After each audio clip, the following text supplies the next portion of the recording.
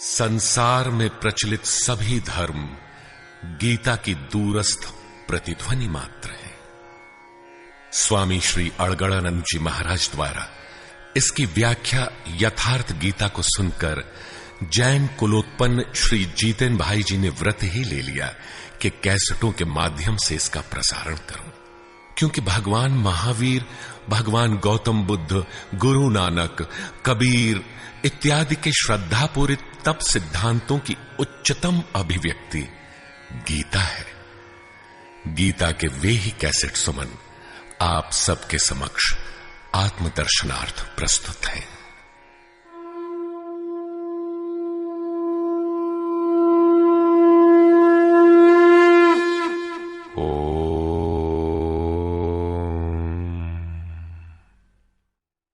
श्री परमात्मने नमः।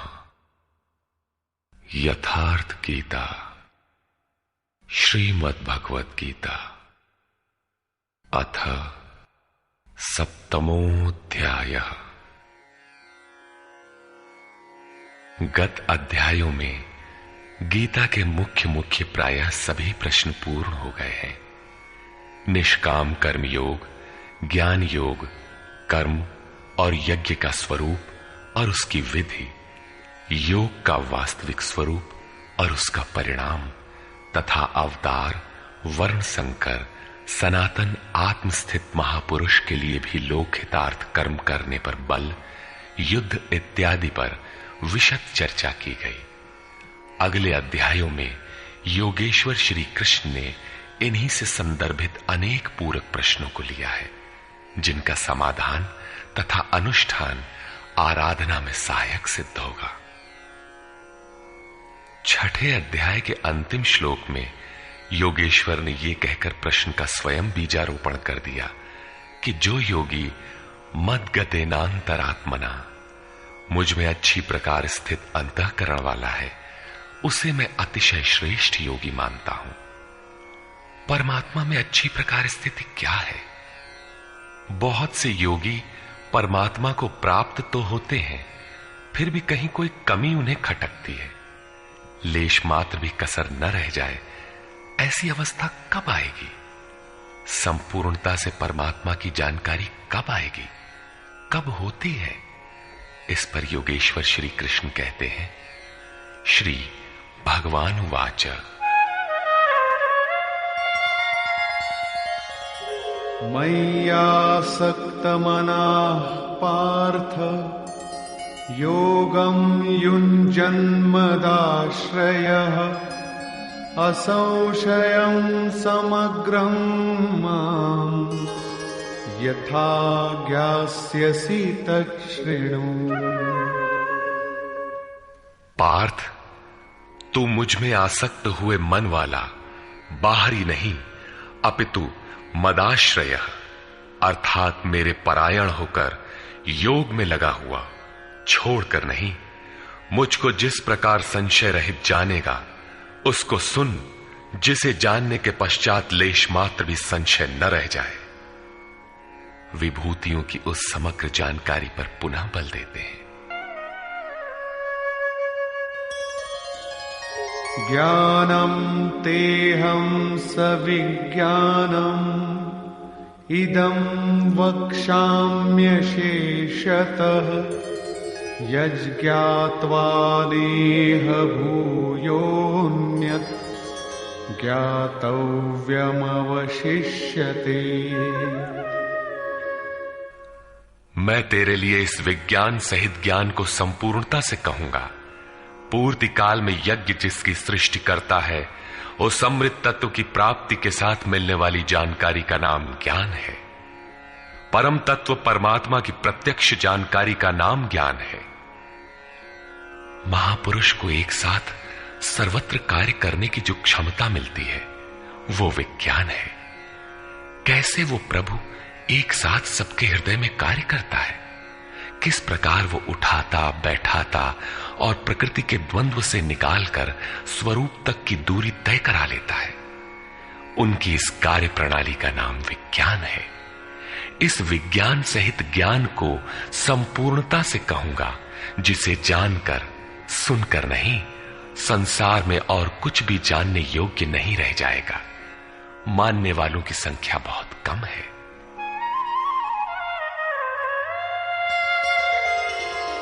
मनुष्याणां सहस्रेषु कश्चिद्यतति सिद्धये यततामपि सिद्धानां कश्चिन्मां वेत्ति तत्वतः।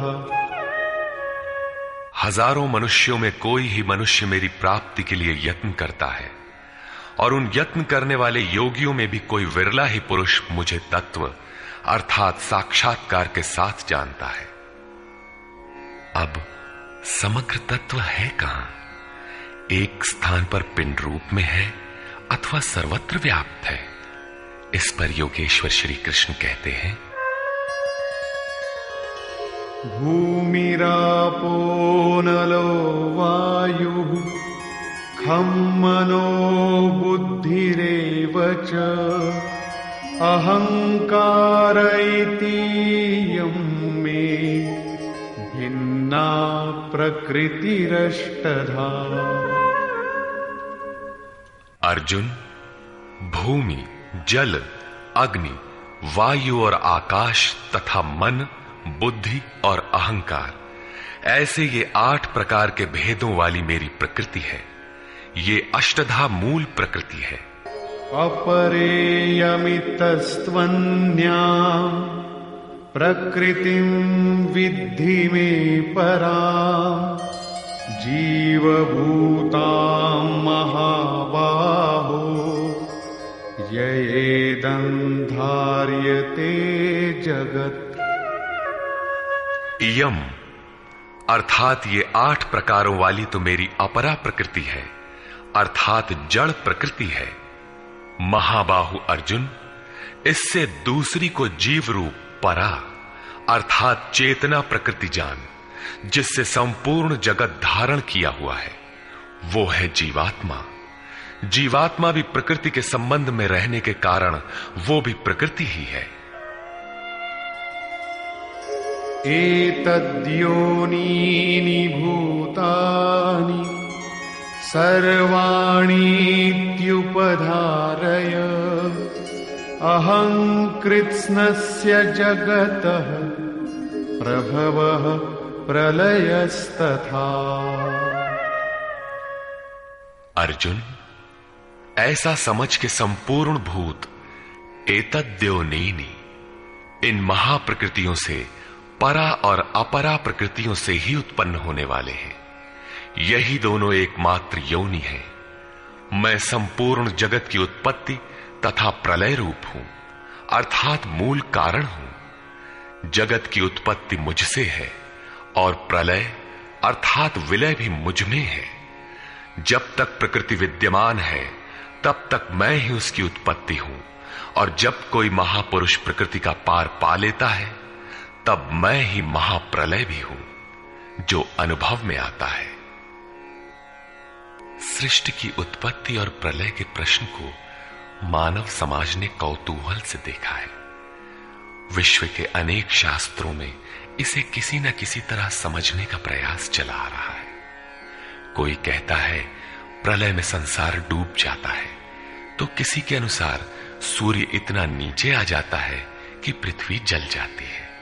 कोई इसी को कयामत कहता है कि इसी दिन सबका फैसला सुनाया जाता है, तो कोई नित्य प्रलय नैमित्तिक प्रलय की गणना में व्यस्त है। किंतु योगेश्वर श्री कृष्ण के अनुसार प्रकृति अनादि है, परिवर्तन होते रहे हैं, किंतु ये नष्ट कभी नहीं हुई। भारतीय धर्म ग्रंथों के अनुसार मनु ने प्रलय देखा था। इसके साथ 11 ऋषियों ने मत्स्य की सींग में नाव बांधकर हिमालय के एक उत्तुंग शिखर की शरण ली थी। लीलाकार श्री कृष्ण के उपदेशों एवं जीवन से संबंधित उनके समकालीन शास्त्र भागवत में मृकंड मुनि के पुत्र मार्कंडेय जी द्वारा प्रलय का आंखों देखा हाल प्रस्तुत है। वे हिमालय के उत्तर में पुष्पभद्रा नदी के किनारे रहते थे। भागवत के 12 स्कंद के 8वें और 9वें अध्याय के अनुसार शौनक आदि ऋषियों ने सूत जी से पूछा कि मार्कंडेय जी ने महाप्रलय में वट के पत्ते पर भगवान बाल मुकुंद के दर्शन किए थे, किंतु वे तो हमारे ही वंश के थे और हमसे कुछ ही समय पूर्व हुए थे। उनके जन्म के बाद न तो कोई प्रलय हुआ और न ही सृष्टि ही डूबी, सब कुछ यथावत है। तब उन्होंने कैसा प्रलय देखा? सूत जी ने बताया कि मार्कंडेय जी की प्रार्थना से प्रसन्न होकर नर नारायण ने उन्हें दर्शन दिया। मार्कंडेय जी ने कहा कि मैं आपकी वो माया देखना चाहता हूं जिससे प्रेरित होकर ये आत्मा अनंत योनियों में भ्रमण करता है। भगवान ने स्वीकार किया और एक दिन जब मुनि अपने आश्रम में भगवान के चिंतन में तन्मय हो रहे थे, तब उन्हें दिखाई पड़ा कि चारों ओर से समुद्र उमड़कर उनके ऊपर आ रहा है। उसमें मगर छलांगे लगा रहे थे। उनकी चपेट में ऋषि मार्कंडेय भी आ रहे थे। वे इधर उधर बचने के लिए भाग रहे थे। आकाश, सूर्य, पृथ्वी, चंद्रमा, स्वर्ग, ज्योतिष मंडल सभी उस समुद्र में डूब गए। इतने में मार्कंडेय जी को एक बरगद का पेड़ और उसके पत्ते पर एक शिशु दिखाई दिया। श्वास के साथ मार्कंडेय जी भी उस शिशु के उदर में चले गए और अपना आश्रम, सूर्य मंडल सहित सृष्टि को जीवित पाया और पुनः श्वास के साथ उस शिशु के उदर से वे बाहर आ गए। नेत्र खुलने पर मार्कंडेय ने अपने को उसी आश्रम में अपने ही आसन पर पाया। स्पष्ट है कि करोड़ों वर्ष के भजन के पश्चात उन मुनि ने ईश्वरीय दृश्य को अपने हृदय में देखा, अनुभव में देखा। बाहर सब कुछ ज्यों का त्यों था। अतः प्रलय योगी के हृदय में ईश्वर से मिलने वाली अनुभूति है। भजन की पूर्ति काल में योगी के हृदय में संसार का प्रवाह मिटकर अव्यक्त परमात्मा ही शेष बचता है। यही प्रलय है, बाहर प्रलय नहीं होता। महाप्रलय शरीर रहते ही अद्वैत की अनिर्वचनीय स्थिति है। यह क्रियात्मक है। केवल बुद्धि से निर्णय लेने वाले भ्रम का ही सृजन करते हैं, चाहे हम हों या आप। इसी पर आगे देखें।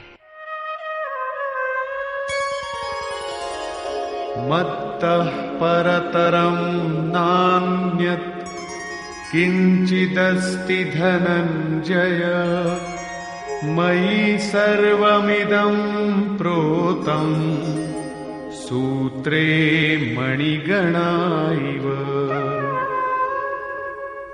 धनंजय, मेरे सिवाय किंचन मात्र भी दूसरी वस्तु नहीं है।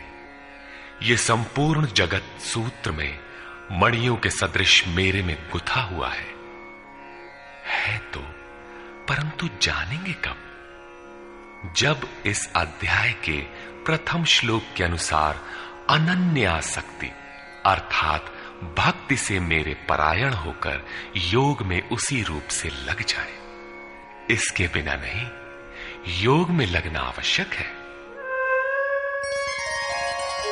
रसोऽहमप्सु कौन्तेय प्रभास्मि शशि सूर्ययोः प्रणवः सर्ववेदेषु शब्दः के पौरुषं नृषु।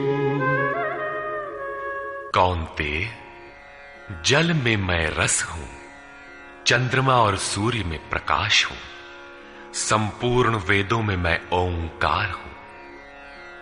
ओ धन अहम धनकार, स्वयं का आकार हूं। आकाश में शब्द और पुरुषों में पुरुष तत्व हूं, तथा मैं पुण्यो गंधः पृथिव्यां च तेजश्चास्मि विभावसौ जीवनं सर्वभूतेषु तपश्चास्मि तपस्विषु। पृथ्वी में पवित्र गंध और अग्नि में तेज हूं, संपूर्ण जीवों में उनका जीवन हूं और तपस्वियों में उनका तप हूं। बीजं मां सर्वभूतानां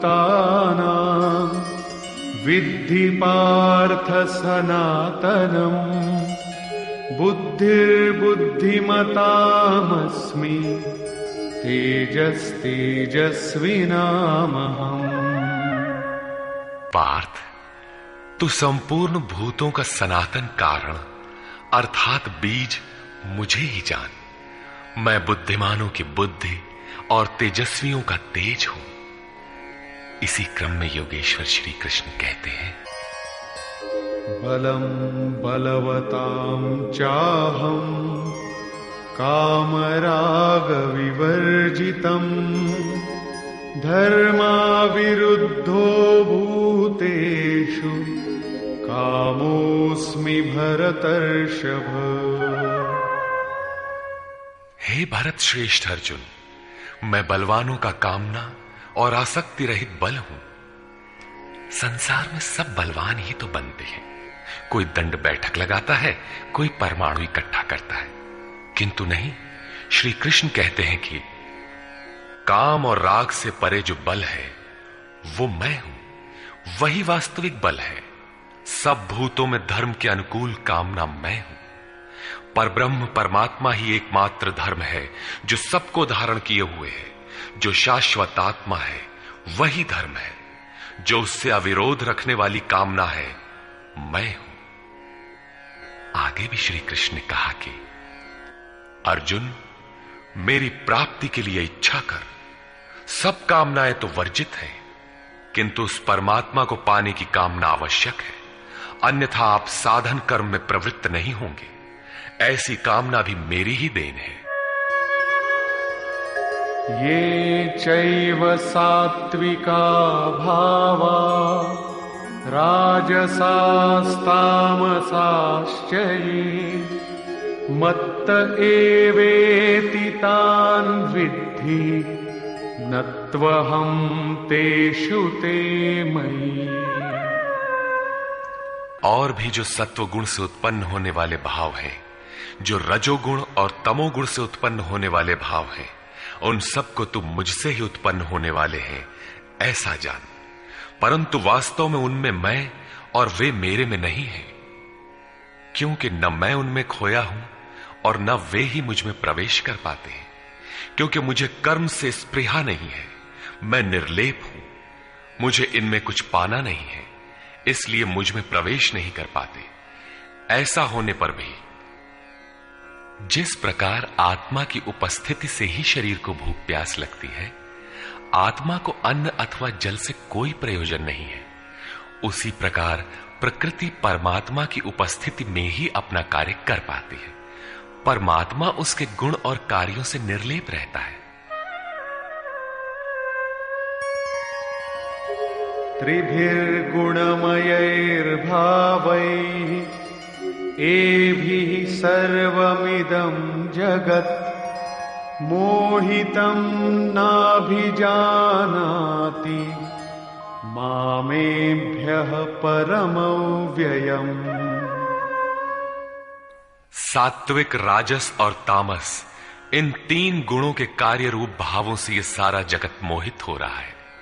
इसलिए लोग इन तीनों गुणों से परे मुझ अविनाशी को तत्व से भली प्रकार नहीं जानते। मैं इन तीनों गुणों से परे हूं, अर्थात जब तक अंश मात्र भी गुणों का आवरण विद्यमान है तब तक कोई मुझे नहीं जानता। उसे अभी चलना है, वो राही है। और दैवी ह्येषा गुणमयी मम माया दुरत्यया मामेव ये प्रपद्यन्ते मायामेतान्तरन्ति ते। ये त्रिगुणातीत मेरी अद्भुत माया दुस्तर है, किंतु जो पुरुष मुझे ही निरंतर भजते हैं वे इस माया का पार पा जाते हैं। ये माया है तो दैवी, परंतु अगरबत्ती जलाकर इसकी पूजा न करने लगे, इससे पार पाना है। न मां दुष्कृतिनो मूढ़ाः प्रपद्यन्ते नराधमाः मायया परितज्ञानाः आसुरं भावमाश्रिताः। जो मुझे निरंतर भजते हैं वे जानते हैं, फिर भी लोग नहीं भजते। माया द्वारा जिनका ज्ञान अपहरण कर लिया गया है, जो आसुरी स्वभाव को धारण किए हुए मनुष्यों में अधम काम क्रोधादि दुष्कृतियों को करने वाले मूढ़ लोग मुझे नहीं बचते, तो बचता कौन है? चतुर्विधा भजन्ते मां जनाः सुकृतिनोऽर्जुन आर्तो जिज्ञासुरर्थार्थी ज्ञानी च भरतर्षभ। हे भरत श्रेष्ठ अर्जुन, सुकृतिनः उत्तम अर्थात नियत कर्म, अर्थात जिसके परिणाम में श्रेय की प्राप्ति हो उसको करने वाले, अर्थार्थी अर्थात सकाम, आर्तः अर्थात दुख से छूटने की इच्छा वाले, जिज्ञासु अर्थात प्रत्यक्ष रूप से जानने की इच्छा वाले, और ज्ञानी अर्थात जो प्रवेश की स्थिति में है। इन चारों प्रकार के भक्तजन मुझे भजते हैं। अर्थ वो वस्तु है जिससे हमारे शरीर अथवा संबंधों की पूर्ति हो। इसलिए अर्थ, कामनाएं सब कुछ पहले तो भगवान द्वारा पूर्ण होती है। भगवान श्री कृष्ण कहते हैं कि मैं ही पूर्ण करता हूं, किंतु इतना ही वास्तविक अर्थ नहीं है। आत्मिक संपत्ति ही स्थिर संपत्ति है, यही अर्थ है। सांसारिक अर्थ की पूर्ति करते करते भगवान वास्तविक अर्थ आत्मिक संपत्ति की ओर बढ़ा देते हैं, क्योंकि वे जानते हैं कि इतने ही से मेरा भक्त सुखी नहीं होगा। इसलिए वे आत्मिक संपत्ति भी उसे देने लगते हैं। लोक लाहु परलोक निबाहु, लोक में लाभ और परलोक में निर्वाह, ये दोनों भगवान की वस्तु हैं। अपने भक्त को खाली नहीं छोड़ते। आर्त, जो दुखी हो, जिज्ञासु, समग्रता से जानने की इच्छा वाले जिज्ञासु मुझे भजते हैं। साधना की परिपक्व अवस्था में दिग्दर्शन अर्थात प्रत्यक्ष दर्शन की अवस्था वाले ज्ञानी भी मुझे भजते हैं। इस प्रकार 4 प्रकार के भक्त मुझे भजते हैं, जिनमें ज्ञानी श्रेष्ठ है, अर्थात ज्ञानी भी भक्त ही है। इन सब में भी तेषां ज्ञानी नित्ययुक्त एक भक्तिर्विशिष्यते प्रियो हि ज्ञानिनोत्यर्थम् अहं स च मम प्रियः। अर्जुन, उनमें भी नित्य मुझ में एक ही भाव से स्थित अनन्य भक्ति वाला ज्ञानी विशिष्ट है, क्योंकि साक्षात्कार के सहित जानने वाले ज्ञानी को मैं अत्यंत प्रिय हूं, और वो ज्ञानी भी मुझे अत्यंत प्रिय है। वो ज्ञानी मेरा ही स्वरूप है।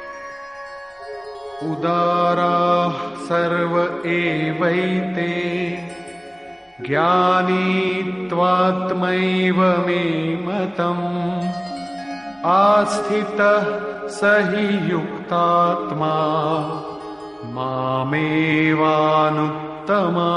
गतिम्। यद्यपि ये चारों प्रकार के भक्त उदार ही हैं, कौन सी उदारता कर दी? क्या आपकी भक्ति करने से भगवान को कुछ मिल जाता है?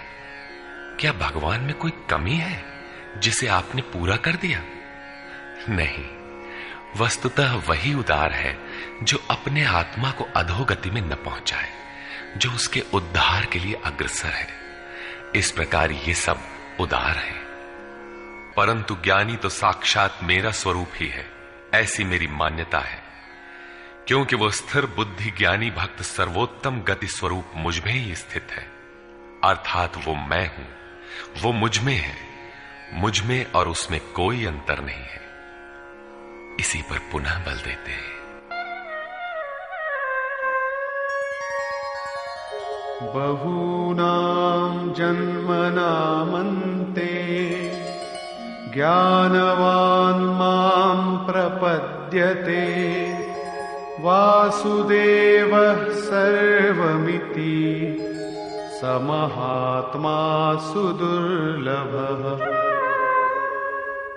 अभ्यास करते करते बहुत जन्मों के अंत के जन्म में प्राप्ति वाले जन्म में साक्षात्कार को प्राप्त हुआ ज्ञानी सब कुछ वासुदेव ही है, इस प्रकार मेरे को बचता है, वो महात्मा अति दुर्लभ है। वो किसी वासुदेव की प्रतिमा नहीं गढ़वाता, बल्कि अपने भीतर ही उस परम देव का वास पाता है। उसी ज्ञानी महात्मा को श्री कृष्ण तत्वदर्शी भी कहते हैं। इन्हीं महापुरुषों से बाहर समाज में कल्याण संभव है। इस प्रकार के प्रत्यक्ष तत्वदर्शी महापुरुष श्री कृष्ण के शब्दों में अति दुर्लभ है। जब श्रेय और प्रेय अर्थात मुक्ति और भोग दोनों ही भगवान से मिलते हैं, तब तो सभी को एकमात्र भगवान का भजन करना चाहिए। फिर भी लोग उन्हें नहीं भजते। क्यों? श्री कृष्ण के ही शब्दों में, कामैस्तैस्तैर्हितज्ञानाः प्रपद्यन्तेऽन्यदेवताः तन्तन्नियममास्थाय प्रकृत्या नियताः स्वया। वो तत्वदर्शी महात्मा अथवा परमात्मा ही सब कुछ है। लोग ऐसा समझ नहीं पाते, क्योंकि भोगों की कामनाओं द्वारा लोगों का विवेक अपहरण कर लिया गया है। इसलिए वे अपनी प्रकृति अर्थात जन्म जन्मांतरों से अर्जित संस्कारों के स्वभाव से प्रेरित होकर मुझ परमात्मा से भिन्न अन्य देवताओं और उनके लिए प्रचलित नियमों की शरण लेते हैं। यहां अन्य देवता का प्रसंग पहली बार आया है। यो यो यां यां तनुं भक्तः श्रद्धयार्चितुमिच्छति तस्य तस्याचलां श्रद्धां तामेव विदधाम्यहम्। जो जो सकामी भक्त जिस जिस देवता के स्वरूप को श्रद्धा से पूजना चाहता है, मैं उसी ही देवता के प्रति उसकी श्रद्धा को स्थिर करता हूं। मैं स्थिर करता हूं, क्योंकि देवता नाम की कोई वस्तु होती तब तो वो देवता ही श्रद्धा को स्थिर करता। सतया श्रद्धया युक्तः तस्याराधनमीहते लभते च ततः कामान् मयैव विहितान् हितान्। वो पुरुष उस श्रद्धा से युक्त होकर उस देव विग्रह के पूजन में तत्पर होता है और उस देवता के माध्यम से मेरे ही द्वारा निर्मित उन इच्छित भोगों को निसंदेह प्राप्त होता है। भोग कौन देता है? मैं ही देता हूं। उसकी श्रद्धा का परिणाम है भोग, न कि किसी देवता की देन। किंतु वो फल तो पा ही लेता है, फिर इसमें बुराई क्या है? इस पर कहते हैं, अन्तवत्तु फलं तेषां तद्भवत्यल्पमेधसां देवान् देवयजो यान्ति मद्भक्ता यान्ति मामपि। परंतु उन अल्प बुद्धि वालों का वो फल नाशवान है। आज फल है तो भोगते भोगते नष्ट हो जाएगा, इसलिए नाशवान है। देवताओं को पूजने वाले देवताओं को प्राप्त होते हैं, अर्थात देवता भी नाशवान है। देवताओं से लेकर यावन मात्र जगत परिवर्तनशील और मरणधर्मा है। मेरा भक्त मुझे ही प्राप्त होता है, जो अव्यक्त है, नैष्ठिकीम परम शांति पाता है। देवता हृदय के अंतराल में परम देव परमात्मा के देवत्व को अर्जित कराने वाले सद्गुणों का नाम है। थी तो ये अंदर की वस्तु, किंतु कालांतर में लोगों ने भीतर की वस्तु को बाहर देखना प्रारंभ कर दिया। मूर्तियां गढ़ ली, कर्म कांड रच डाले और वास्तविकता से दूर खड़े हो गए। श्री कृष्ण ने इस भ्रांति का निराकरण उपर्युक्त 4 श्लोकों में किया।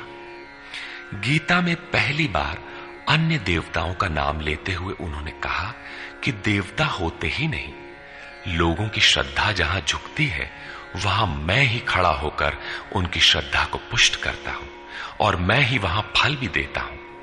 वो फल भी नश्वर है। फल नष्ट हो जाते हैं, देवता नष्ट हो जाते हैं, और देवताओं को पूजने वाला भी नष्ट हो जाता है। जिनका विवेक नष्ट हो गया है, वे मूढ़ बुद्धि ही अन्य देवताओं को पूजते हैं। श्री कृष्ण तो यहां तक कहते हैं कि अन्य देवताओं को पूजने का विधान ही अयुक्ति संगत है।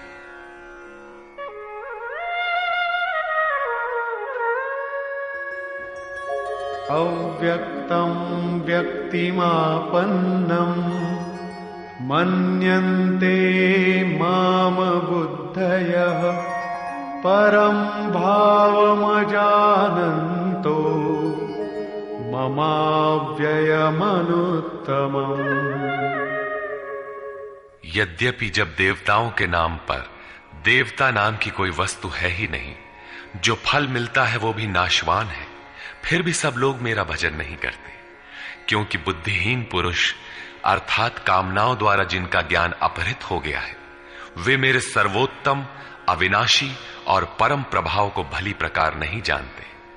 इसलिए वे मुझ अव्यक्त पुरुष को व्यक्ति भाव को प्राप्त हुआ मानते हैं, मनुष्य मानते हैं। अर्थात श्री कृष्ण भी मनुष्य शरीरधारी योगी थे, योगेश्वर थे। जो स्वयं योगी हो और दूसरों को भी योग प्रदान करने की जिनमें क्षमता हो, उन्हें योगेश्वर कहते हैं। साधना के सही दौर में पड़कर क्रमशः उत्थान होते होते महापुरुष भी उसी परम भाव में स्थित हो जाते हैं। शरीरधारी होते हुए भी वे उसी अव्यक्त स्वरूप में स्थित हो जाते हैं। फिर भी कामनाओं से विवश मंद बुद्धि के लोग उन्हें साधारण व्यक्ति ही मानते हैं। वे सोचते हैं कि हमारी ही तरह तो ये भी पैदा हुए हैं, भगवान कैसे हो सकते हैं। उन बेचारों का दोष भी क्या है। दृष्टिपात करते हैं तो शरीर ही दिखाई पड़ता है। वे महापुरुष के वास्तविक स्वरूप को देख क्यों नहीं पाते। इस पर योगेश्वर श्री कृष्ण से ही सुने। नाहं प्रकाशः सर्वस्य योगमाया समावृतः मूढ़ोऽयं नाभिजानाति लोको मामजमव्ययम्। सामान्य मनुष्य के लिए माया एक पर्दा है, जिसके द्वारा परमात्मा सर्वथा छिपा है। योग साधना समझकर वो इसमें प्रवृत्त होता है। इसके पश्चात योग माया अर्थात योग क्रिया भी एक आवरण ही है। योग का अनुष्ठान करते करते उसकी पराकाष्ठा योगारूढ़ता आ जाने पर वो छिपा हुआ परमात्मा विदित होता है। योगेश्वर कहते हैं कि मैं अपनी योग माया से ढका हुआ हूं। केवल योग की परिपक्व अवस्था वाले ही मुझे यथार्थ देख सकते हैं। मैं सबके लिए प्रत्यक्ष नहीं हूं। इसलिए ये अज्ञानी मनुष्य मुझ जन्म रहित अर्थात जिसे अब जन्म नहीं लेना है, अविनाशी अर्थात जिसका नाश नहीं होना है, अव्यक्त स्वरूप अर्थात जिसे पुनः व्यक्त नहीं होना है, को नहीं जानता। अर्जुन भी श्री कृष्ण को अपनी ही तरह मनुष्य मानता था। आगे उन्होंने दृष्टि दिया तो अर्जुन गिड़गिड़ाने लगा, प्रार्थना करने लगा। वस्तुतः अव्यक्त स्थित महापुरुष को पहचानने में हम लोग प्रायः अंधे ही हैं। आगे कहते हैं, वेदाहं समतीतानि वर्तमानानि चार्जुन भविष्याणि च भूतानि मां तु वेद न कश्चन। अर्जुन, मैं अतीत, वर्तमान और भविष्य में होने वाले संपूर्ण प्राणियों को जानता हूं, परंतु मुझे कोई नहीं जानता। क्यों नहीं जान पाता? इच्छा द्वेष समुत्थेन द्वंद्व मोहेन भारत सर्वभूतानि सम्मोहम् सर्गे यान्ति परन्तप। भरतवंशी अर्जुन, इच्छा और द्वेष अर्थात राग द्वेषादि द्वंद्व के मोह से संसार के संपूर्ण प्राणी अत्यंत मोह को प्राप्त हो रहे हैं, इसलिए मुझे नहीं जान पाते। तो क्या कोई जानेगा ही नहीं? योगेश्वर श्री कृष्ण कहते हैं, येषां त्वन्तगतं पापं जनानां पुण्यकर्मणां ते द्वन्द्वमोह निर्मुक्ता भजन्ते मां दृढ़व्रताः।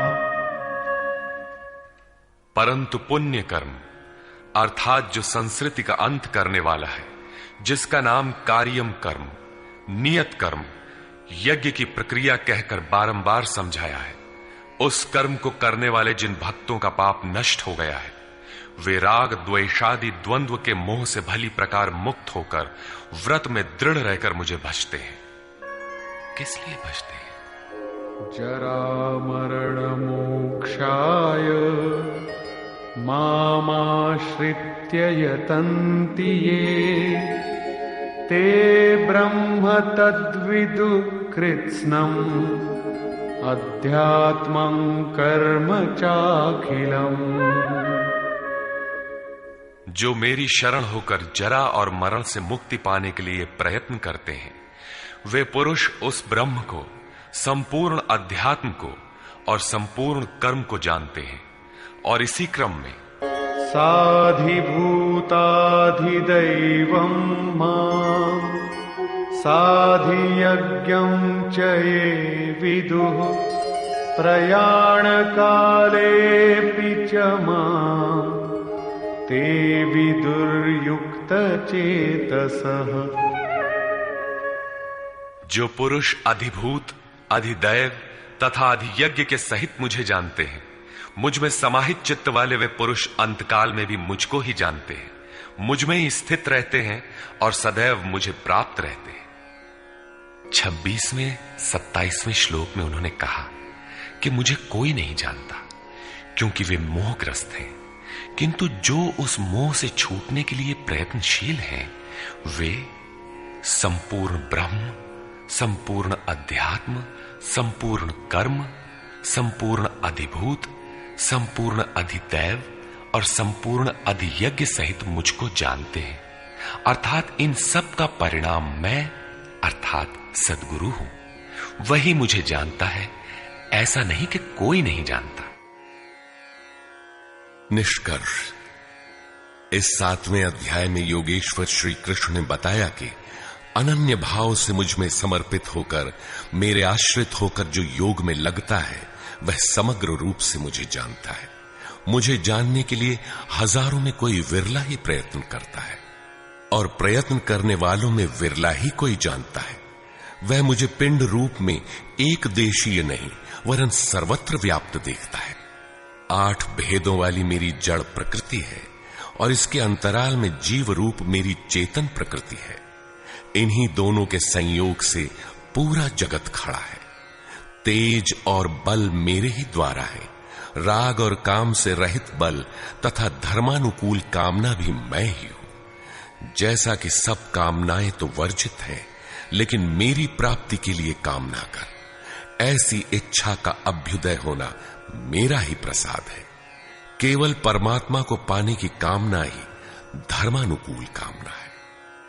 श्री कृष्ण ने बताया कि मैं तीनों गुणों से अतीत हूं, परम का स्पर्श करके परम भाव में स्थित हूं, किंतु भोगासक्त मूढ़ पुरुष सीधे मुझे न भजकर अन्य देवताओं की उपासना करते हैं, जबकि वहां देवता नाम का कोई है ही नहीं। पत्थर, पानी, पेड़, जिसको भी वे पूजना चाहते हैं, उसी में उनकी श्रद्धा को मैं ही पुष्ट करता हूं। उसकी आड़ में खड़ा होकर मैं ही फल देता हूं, क्योंकि न वहां कोई देवता है, न किसी देवता के पास कोई भोग ही है। लोग मुझे साधारण व्यक्ति समझकर नहीं बचते, क्योंकि मैं योग प्रक्रिया द्वारा ढका हुआ हूं। अनुष्ठान करते करते योग माया का आवरण पार करने वाले ही मुझ शरीरधारी को भी अव्यक्त रूप में जानते हैं, अन्य स्थितियों में नहीं। मेरे भक्त, 4 प्रकार के हैं: अर्थार्थी, आर्त, जिज्ञासु और ज्ञानी। चिंतन करते करते अनेक जन्मों के अंतिम जन्म में प्राप्ति वाला ज्ञानी मेरा ही स्वरूप है। अर्थात अनेक जन्मों से चिंतन करके उस भगवत स्वरूप को प्राप्त किया जाता है। राग द्वेष के मोह से आक्रांत मनुष्य मुझे कदापि नहीं जान सकते, किंतु राग द्वेष के मोह से रहित होकर जो नियत कर्म अर्थात जिसे संक्षेप में आराधना कह सकते हैं का चिंतन करते हुए जरा मरण से छूटने के लिए प्रयत्नशील हैं, वे पुरुष संपूर्ण रूप से मुझे जान लेते हैं। वे संपूर्ण ब्रह्म को, संपूर्ण आध्यात्म को, संपूर्ण अधिदैव को, संपूर्ण कर्म को और संपूर्ण यज्ञ के सहित मुझे जानते हैं। वे मुझ में प्रवेश करते हैं और अंतकाल में भी मुझको ही जानते हैं, अर्थात फिर कभी वे विस्मृत नहीं होते। इस अध्याय में परमात्मा की समग्र जानकारी का विवेचन है। अतः ओम तत्सदिति श्रीमद्भगवद्गीता सूपनिषत्सु ब्रह्म विद्यायाम योग शास्त्रे श्री कृष्णार्जुन संवादे समग्र बोधः नाम सप्तमोऽध्यायः। इस प्रकार स्वामी अड़गड़ानंद कृत श्रीमद् भगवद गीता के भाष्य यथार्थ गीता का 7वां अध्याय पूर्ण होता है। हरि ओम तत्सत।